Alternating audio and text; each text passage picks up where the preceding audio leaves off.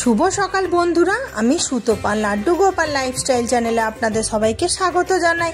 আজকে সম্পূর্ণ নতুন একটি ব্লগ। আজকে যোগিনী একাদশীর দিন, আর যোগিনী একাদশীর দিনে আমি কিভাবে আমার ঠাকুর ঘরে নিত্য পূজা করলাম সেই পূজাবিধি আমি আপনাদের সামনে শেয়ার করলাম এই ভিডিওর মাধ্যমে। হিন্দু ধর্মে যোগিনী একাদশীর গভীর ধর্মীয় তাৎপর্য রয়েছে। এই শুভ দিনে ভক্তরা ভগবান বিষ্ণুর পূজা করেন। বিশ্বাস করেন যে উপবাস পালন করলে অতীতের সমস্ত পাপ পরিষ্কার হয় এবং জন্ম ও মৃত্যু চক্র থেকে মুক্তি পাওয়া যায়। যোগিনী একাদশীতে ভগবান বিষ্ণুর পূজা সুখ, সম্পদ ও সমৃদ্ধি বয়ে আনে বলে কথিত আছে। উপবাস শরীর, মন ও আত্মাকে পবিত্র করে বলেও বিশ্বাস করা হয়। আধ্যাত্মিক পথে চলা ভক্তদের প্রতি মাসে একাদশীর উপবাস পালন করতে বলা হয়, কারণ এটি তাদের ভগবান বিষ্ণুর ঐশ্বরিক আবাস বৈকুণ্ঠ ধামে নিয়ে যায় বলে বিশ্বাস করা হয়। এই পবিত্র দিনে মানুষ বিভিন্ন আধ্যাত্মিক ও ধর্মীয় কর্মকাণ্ড করে থাকেন। বয়স, জাতি, ধর্ম, বর্ণ কোনো কিছুই উপেক্ষা করে যে কেউ যোগিনী একাদশীর উপবাস পালন করতে পারেন।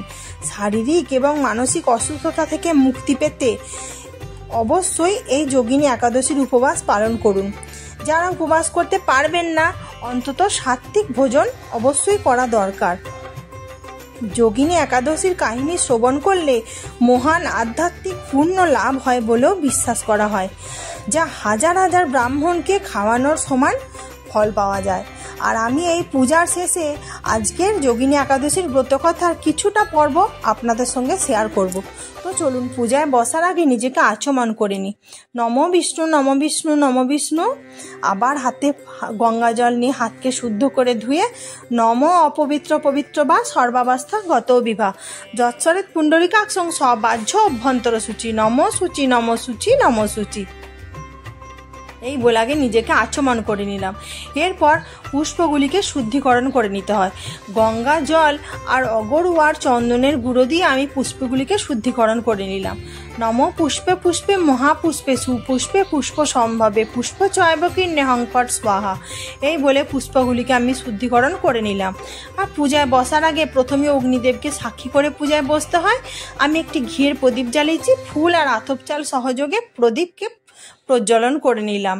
এরপর একটি শুদ্ধ রুমাল নিয়েছি। রুমালের মধ্যে 3 বার একটু গঙ্গা জল দিয়ে নিলাম, যেন রুমালটা হালকা ভিজে যায়। কারণ নিত্য পূজা করার আগে প্রত্যেকটা বিগ্রহকে সুন্দর করে মুছিয়ে তবে নিত্য পূজা করতে হয়। আর আমি শিব ঠাকুর, তারা মায়ের চরণ আর আমার গোপাল সোনাকে আগে স্নানাভিষেক আমি করিয়ে রেখেছিলাম। আর সুন্দর করে দেখুন গোপাল সোনাকে স্নানাভিষেক করিয়ে দোলনায় বসিয়ে দিয়েছিলাম। এরপরে সুন্দর করে আমার যে বড় শ্রীকৃষ্ণ আছে সুন্দর করে মুছিয়ে দিলাম, আর রাধা দেবীকেও মুছিয়ে দিলাম। এটা মানা হয় যে শ্রী বিগ্রহকে সুন্দর করে মুছিয়ে তারপরে পূজায় বসতে হয়। শ্রী গণেশ, আমার শ্রী গণেশের বিগ্রহ আছে, সেখানেও মুছিয়ে দিলাম সুন্দর করে। জয় শ্রী গণেশ। এরপরে আমার আছে লক্ষ্মীনারায়ণের বিগ্রহ, সেখানেও আমি সুন্দর করে মুছিয়ে নিলাম। মা লক্ষ্মীর বাহন পেঁচাকেও মুছিয়ে নিলাম। আর আমার জগন্নাথ, বলরাম, সুভদ্রা, তাকেও একটু সুন্দর করে বিগ্রহকে আমি মুছিয়ে নিলাম। এরপরে মাল্য নিবেদন করব। শ্রী গণেশের উদ্দেশ্যে প্রথমে মালা পরিয়ে দিলাম। এরপরে শ্রীকৃষ্ণের উদ্দেশ্যে একটি মালা পরিয়ে দিলাম। এরপরে রাধা দেবীর উদ্দেশ্যে একটি মালা পরিয়ে দিলাম। এরপর আমার গপু সোনাকে, ছোট তো, উপর থেকে মালাটা পরিয়ে দিলাম। দেখুন কত সুন্দর দেখতে লাগছে আমার গপুকে। জয় গোপাল। এরপর মা লক্ষ্মীর উদ্দেশ্যে একটি মালা পরিয়ে দিলাম, নারায়ণের উদ্দেশ্যে একটি মালা পরিয়ে দিলাম। আর এখন বেলি ফুলের মালা খুব সুন্দর দেখতে লাগে। আর জগন্নাথ, বলরাম, সুভদ্রাকেও মালা দুটি পরিয়ে দিলাম। এরপর আজকে শিব ঠাকুরকে আমি একটু মালা পরিয়ে রাখবো।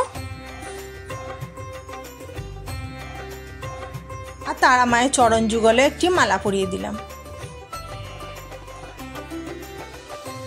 লোকনাথ বাবা, আমার ভক্তিপথে আসার প্রথম সূত্রপাতই হলেন লোকনাথ বাবা। তো সুন্দর করে মালা পরিয়ে দিলাম।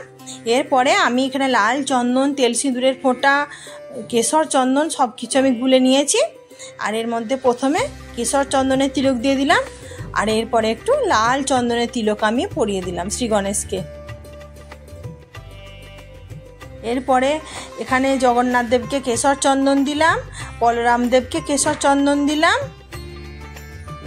আর সুভদ্রা দেবীকে লাল চন্দনের তিলক আমি পরিয়ে দিলাম। এরপরে শ্রী শ্রী নারায়ণকে কেশর চন্দনের তিলক দিয়ে দিলাম। তিলক বিধি গা মুছিয়ে মালা পরিয়ে তিলক বিধি সম্পন্ন করে তবেই পূজায় বসতে হয়। আর সুন্দর করে মা লক্ষ্মীকে একটু লাল চন্দনের তিলক আমি দিয়ে দিলাম। আর এখানে শ্রীকৃষ্ণকে একটু লাল কেশর চন্দনের তিলক দিলাম, আর রাধারানীকে লাল চন্দনের তিলক আমি পরিয়ে দিলাম। আর এরপর আমার গোপুসোলাকে একটু কেশর চন্দনের তিলক বিধি আমি করে দিলাম। আর সকালে আমি আয়না দেখে সুন্দর করে গোপুসোনাকে সব কিছু করে দিয়েছিলাম। আমার হাজব্যান্ড কিছুটা করে দিয়েছিল, আর আমি কামধেনুকে তিলক বিধি করে দিলাম। কামধেনুকে কেশর চন্দন আবার লাল চন্দন দু রকমই দিলাম। আর আমি একটু কামধেনুকে সুন্দর করে ফুল টুল দিয়ে সাজাই। আর শিব ঠাকুরের তিলক বিধি আমি সুন্দর করে দিলাম অষ্টগন্ধা চন্দন দিয়ে। নন্দীভিঙ্গি মহারাজ সবাইকে করে দিলাম সুন্দর করে। আর মাকে একটু লাল চন্দনের তিলক আমি দিয়ে দিলাম। এরপর শঙ্খের মধ্যে একটু কেশর চন্দনের তিলক দিলাম, আর একটু লাল চন্দনের তিলক আমি দিয়ে দিলাম।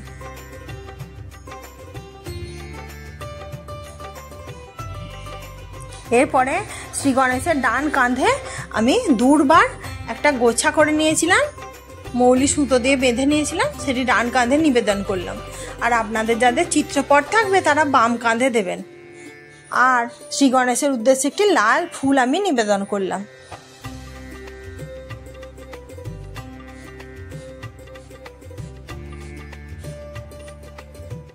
জয় শ্রী গণেশ, জয় শ্রী গণেশ, জয় শ্রী গণেশ সুন্দর করে নিবেদন করলাম।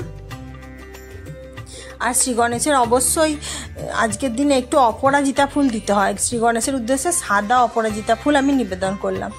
আর শ্রী শ্রী জগন্নাথ দেবের উদ্দেশ্যে তুলসী দল এবং বলরাম দেবের উদ্দেশ্যে তুলসী দল আমি নিবেদন করলাম। আর নীল অপরাজিতা ফুল আমি সুন্দর করে বলরাম দেব এবং শ্রী জগন্নাথ দেবকে নিবেদন করলাম। আর সুভদ্রা দেবীর উদ্দেশ্যে একটি লাল ফুল আমি নিবেদন করলাম। আর আজকের ফুলগুলো বন্ধুরা আপনারা তো দেখলেন প্রথমেই যে সবটাই প্রায় গাছের ফুলই ছিল, মালাগুলি ছাড়া সবগুলি গাছের ফুল দিয়ে সুন্দর করে পূজা দিলাম। এবং এরপরে একটি তুলসী দল নিয়ে শ্রী শ্রী নারায়ণের চরণে আমি নিবেদন করলাম। আর শ্রী শ্রী নারায়ণের উদ্দেশ্যে একটু হলুদ ফুল নিবেদন করলাম আর নীল অপরাজিতা সুন্দর করে নারায়ণের চরণে দিলাম। মা লক্ষ্মীর চরণে একটু বেলপাতা দিলাম, আর একটি লাল জবা ফুল আমি মাকে নিবেদন করলাম। জয় মা লক্ষ্মী, জয় মা লক্ষ্মী, জয় মা লক্ষ্মী। এরপরে দুর্বার সাদা অপরাজিতা নীল অপরাজিতা ফুল নিয়ে মাকে নিবেদন করলাম। জয় মা লক্ষ্মী, জয় মা লক্ষ্মী, জয় মা লক্ষ্মী। এরপরে ঘটের মধ্যে আমি একটু ফুল দিয়ে সুন্দর করে সাজিয়ে নিয়েছি। আর আমার এই ঘরটি বৃহস্পতিবারে পাতা থাকে, আবার সামনের বৃহস্পতিবারে ঘটের সব কিছু আবার চেঞ্জ করি। এইভাবে আমি লক্ষ্মী পূজা করে থাকি। তো কালই তো পরশুই তো গিয়েছিল লক্ষ্মী পূজা। আর আমার লক্ষ্মী পূজার ভিডিও কে কে দেখেছেন অবশ্যই কমেন্ট করবেন।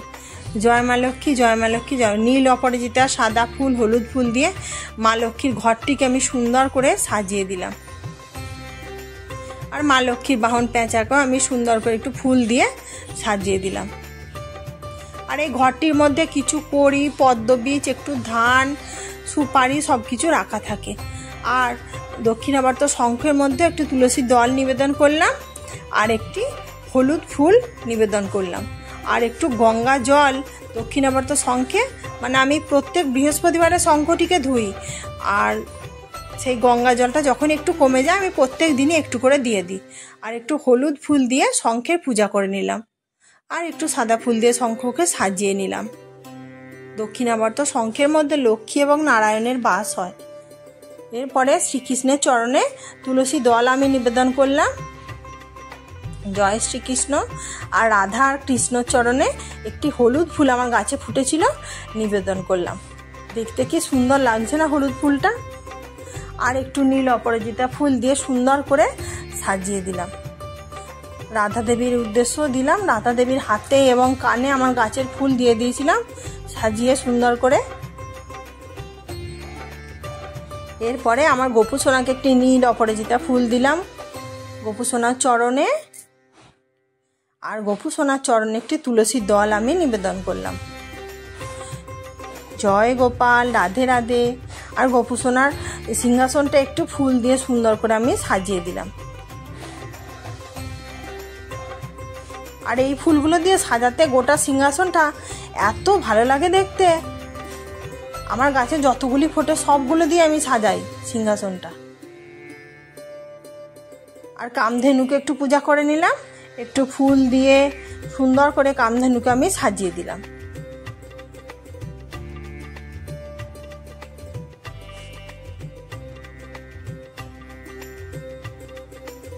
কত ভালো লাগছে দেখুন কামধেনুকে। এরপরে আমার গাছে একটি নটামণি ফুল ফুটেছিল, কি সুন্দর, গোপু সোনাকে একটু দিয়ে দিলাম। এরপর মা তারার চরণে একটি জবা ফুল দিলাম। এখানেও শিব ঠাকুরে আমি পূজা করে নিচ্ছি। আর আমার শিব পূজার একদম ডিটেলস ভিডিও বানানো আছে, তো আমি ডেসক্রিপশন বক্সে লক্ষ্মী পূজা এবং শিব পূজার ভিডিও দিয়ে রাখবো, আপনারা যে বন্ধুরা দেখেননি দেখে নেবেন। আর শিব ঠাকুরকে একটু আকন্দ ফুল দিয়ে দিলাম। আমি সপ্তাহে 7 দিনই একটু করে আকন্দ ফুল দিই, আর যেদিন যেই মালা আসে সেরকম দিয়ে সোমবার দিনে আকন্দ ফুলের মালা পরাই। এইভাবেই শিব ঠাকুরের পূজা আমরা করে থাকি। একটা ছোট্ট বেলি ফুল ফুটেছিল, এখানে নন্দীভিঙ্গি মহারাজকে দিলাম।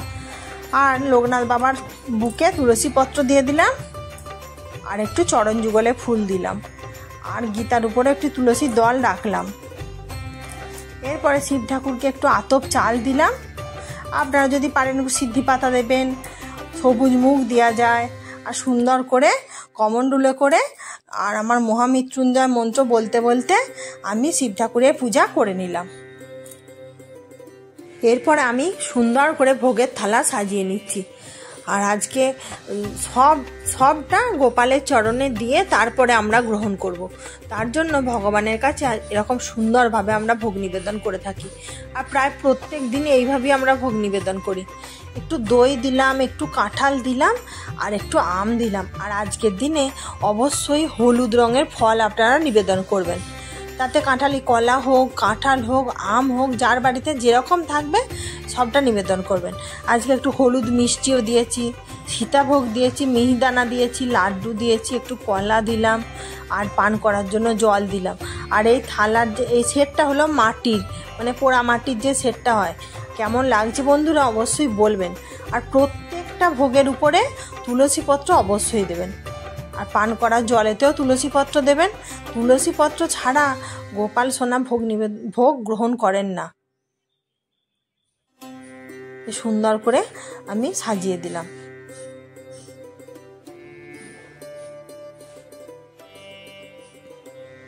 এরকমভাবে সাজিয়ে তারপর ভোগ নিবেদন করছি। আর আমি গোপু সোনাকে সুন্দর করে একটু দই খাইয়ে দিলাম। আর আমি রাত্রিরে এমনি শুতে যাবার সময় গোপু সোনাকে দুধটা একটু চামচে করে বাটি করে খাইয়ে দিই।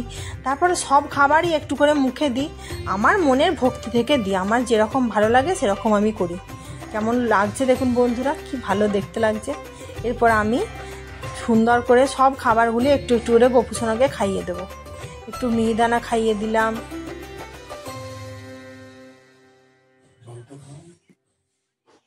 একটু সীতাভোগ দিচ্ছি। মানে এগুলো আমার সবটাই হলো ভক্তি থেকে, যেটা আমার ভালো লাগে এরকম করেই গোপু সোনাকে আমি ভোগ দিই। আর আমি কি বলি, গোপু সোনাকে যখন ভোগটা নিবেদন করি যে হরে কৃষ্ণ কৃষ্ণ কৃষ্ণ হরে হরে, হরে রাম রাম রাম হরে হরে। এরকমভাবে আমি গোপু সোনাকে আমার গুরু মন্ত্র জপ করতে করতেও ভোগ নিবেদন করি। বলি গোপু সোনা তুমি ভোগ গ্রহণ করো, তারপরে 33 কোটি দেবদেবী তোমার প্রসাদ গ্রহণ করবে। এইভাবেই আমরা ভোগ নিবেদন করে থাকি।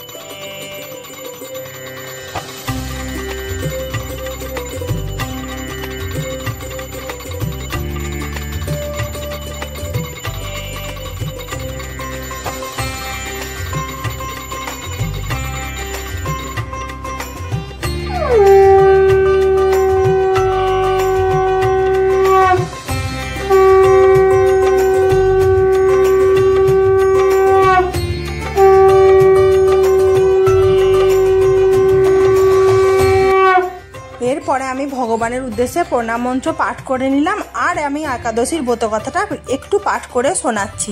হিন্দু ধর্মগ্রন্থ অনুসারে হেমমালী নামে একজন মালী ছিলেন, যিনি কুবেরের সেবা করতেন এবং তার স্ত্রীর প্রতি গভীর ভালোবাসায় মগ্ন ছিলেন। একদিন তিনি তার স্ত্রী স্বরূপাবতীর প্রতি এতটাই মগ্ন হয়ে পড়েন যে কুবেরের জন্য ফুল সংগ্রহ করতে ভুলে যান।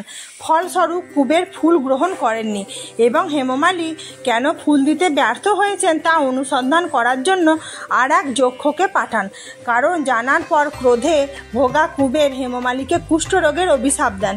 অলকাপুরী থেকে নির্বাসিত হওয়ার পর হেমমালী একা বনে ঘুরে বেড়ান, যেখানে তিনি মার্কণ্ডেয় ঋষির সাথে দেখা করেন, যিনি তাকে তার দুঃখ কষ্ট দূর করার জন্য যোগিনী একাদশীর ব্রত পালন করার পরামর্শ দেন। তিনি পরম ভক্তি ও নিষ্ঠার সাথে ভগবান বিষ্ণুর উপাসনা করেন, উপবাস করেন এবং ব্রতকথা পাঠ করার সময় সমস্ত আচার অনুষ্ঠান পালন করেন। ভগবান বিষ্ণু তার ভক্তিতে সন্তুষ্ট হয়ে তাকে সুখ দান করেন এবং সমস্ত দুঃখ দূর করেন। এরপর থেকে হেমমালী অলকাপুরীতে ফিরে আসেন এবং তার স্ত্রীর সাথে আনন্দের সাথে বসবাস করতে শুরু করেন। তো এই ছিল আমার একাদশীর দিনে, যোগিনী একাদশীর দিনে নিত্য পূজা ঠাকুর ঘরে। তো বন্ধুরা, আপনাদের কেমন লাগলো অবশ্যই কমেন্টে জানাবেন। আপনারা যদি নতুন বন্ধু হয়ে থাকেন আমার চ্যানেলটি সাবস্ক্রাইব করে আমার পাশে থাকবেন। আর আমার যেই বন্ধুরা রোজের পূজা দেখেন তাদেরকে অসংখ্য অসংখ্য ধন্যবাদ আমার পাশে বন্ধু হয়ে থাকার জন্য। আর লাইক করবেন, কমেন্ট করবেন, প্রচুর প্রচুর বন্ধুদের মাঝে শেয়ার করে দেবেন, যাতে আপনাদের একটা লাইক, কমেন্ট, শেয়ার, সাবস্ক্রাইব আমাকে আরও ভালো ভালো ভিডিও বানাতে অনুপ্রাণিত করবে। আর কে কে একাদশীর ব্রত করেন বন্ধুরা, আপনারা সবাই কমেন্টে জানাবেন। আজকের মতো আসি, আবার